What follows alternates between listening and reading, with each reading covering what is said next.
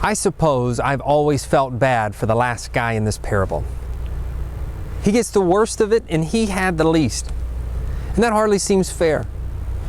He just wasn't as entrepreneurial as the other guys. Maybe he didn't have any experience. He didn't know what he was supposed to do. Still, the punishment to me seems a bit harsh. But this is one of those passages where the source of the storyteller itself here is probably worth listening to. The fact that Jesus is the one speaking here almost certainly requires us to take a closer look and see how even my resistance to hearing this parable may be misplaced. In a sermon delivered in 1738, John Wesley spoke about blessings God has given us. He writes, "All the blessings which God bestowed upon humankind are of His mere grace, abundance and favor. His free, undeserved favor, favor that is undeserved, people having no claim to the least of His mercies. It was free grace that formed humankind from the dust of the ground and breathed into them a living soul, and stamped on that soul the image of God, and put all things under their feet. The same free grace continues to us at this day, life and breath in all things," he writes. He writes that for there is nothing we are, or have, or do, which we can deserve the least from God's hands. All we do, O God, He put in us. These, therefore, are so many instances of free mercy. And whatever good may be found in us, this is also the gift of God. This is one of my favorite sermons from Wesley, where he writes, "If then sinful humans should find favor with God, it is grace upon grace. If God places blessing on us, the greatest of all blessings, salvation, what can we say about these things but thanks be to God for this unspeakable gift?" The message here that Wesley is giving is one you've probably heard in the past. Salvation by faith, being saved, born again, made new, received new life. You may have heard it a bunch of different ways, and for some of it may conjure up fond memories of a church camp or church service where you grew up. But for others, honestly, the message of being quote-unquote saved, to borrow Brother Wesley's term, is not one that brings fond memories, but instead delivers a message of feeling left out, harsh, excluded, or maybe just brings on more rules that you have to follow. And I don't know about you, that's almost the last message I want to hear right now. This passage about the slave who did not invest his blessings well is not the passage I want to hear this year. 2020 feels a lot like a one-talent kind of year.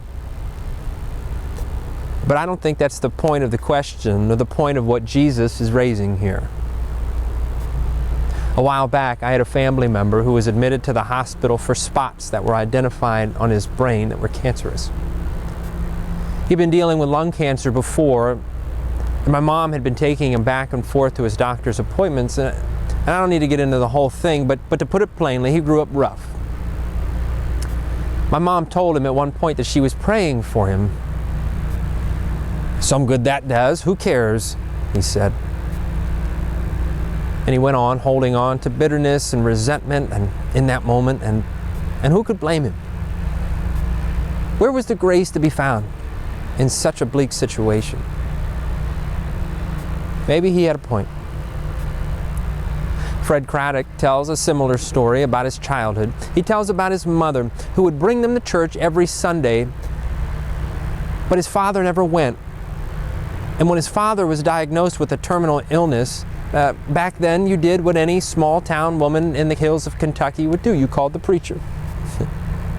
Now, if any of you are sick, don't call the preacher, call a doctor. But he recounted the story of the preacher who would come sometimes with an evangelist as an assistant to try to convince his father that he needed to have faith for the sake of his salvation. He remembered his father's response was always the same: "Church don't care about me, Pastor." "What do you want? Another dime, another pledge, Pastor? That's all you're after, another dime, another pledge. Is that what you want?" "Church don't care about me." Fred Craddock recalled he went to his father's hospital room where he had been hooked up on ventilators and had a small tube in his throat to help him breathe. He couldn't talk, so he could write. He noticed that all around him were all manner of cards, flower arrangement, personal notes, and gifts, all from members of their small little country church.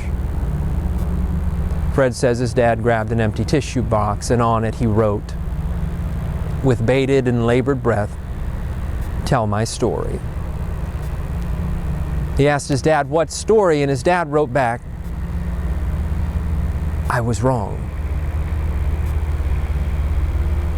Apparently, there was grace to be had and found that day in that hospital room. Where do you find grace? Grace, the very presence of God in your life right now. Yes, even in 2020 with its compounding dilemmas that have compounded the complexity and hardships in everybody's life. The call to have faith is true, but here's what I see. People can't find grace. That's what I see. I see people looking to find ways, places, and people. People in places that are isolated, where people who are at high risk are feeling isolated and cut off from everybody else. They can't seem to find the grace of being cut off. And those of us that, or they feel less than because they're at risk of contracting this disease. Yes, I'm thinking of those that have been separated from us in this society. I'm also thinking of those black members of our society who have been relegated to the outside of our communities for far too long, and police officers today who struggle every day to show up to do the work and feel the added pressure of feeling inadequate or put down. And of course, the church itself has had its struggles that continue, trying to move people to greater understanding and compassion and love, getting over the old days that said you can't come in here, you're an alcoholic, you're divorced, you're gay. Where do people find grace?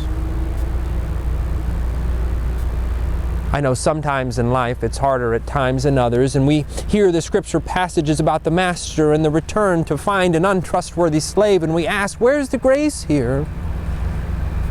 But wherever you are in life, whether you're experiencing one of those times where it's just hard to find it, to find God in the midst of hardship, or you're feeling tossed by the waves of pandemic, cultural shifts, and an election year to boot, I can't help but think it's a grace to know the whole story.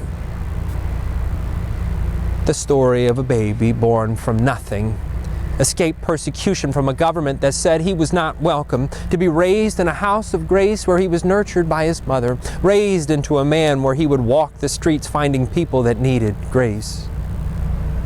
He went to the rich man who wasn't welcomed in the town for the unfair business practices, sat and ate a meal with him, and after one afternoon of receiving grace, the man gives half of what he owes to the poor, and he was saved.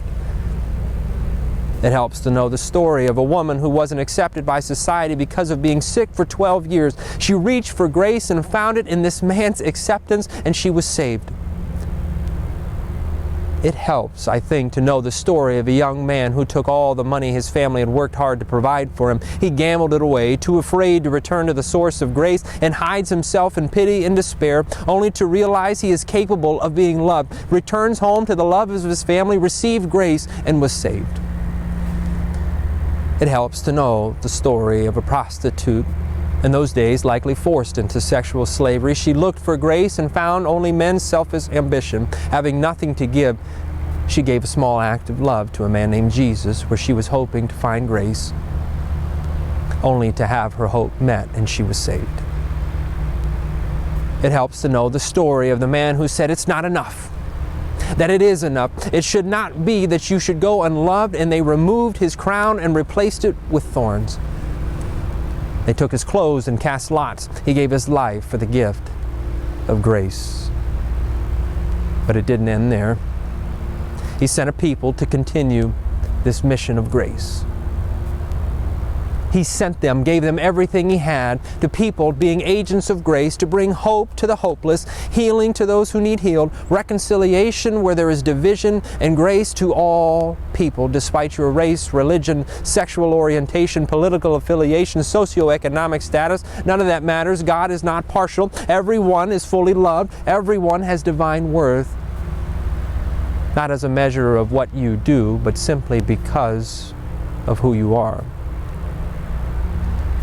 As I quoted John Wesley earlier, grace is the source. We are sent into the world to be the source of love that changes the world. We are sent to be grace upon grace. Now, when I think of it now, that slave who was only given the one talent made the mistake of thinking of what was given to him belonged to him. And his response to what was given was not the heart of the master. I can't help but think that he didn't know the story. And in his fear and anxiety ran off to store up what he was given. So how do we find fulfillment and remain settled despite uncertainty? We are not to live our lives as the last slave in the story.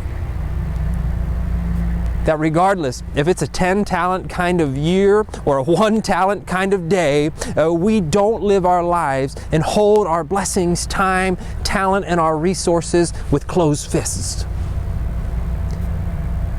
Instead, because we know the story, we live lives of generosity with open arms and hands, just like the one who opened his arms to you.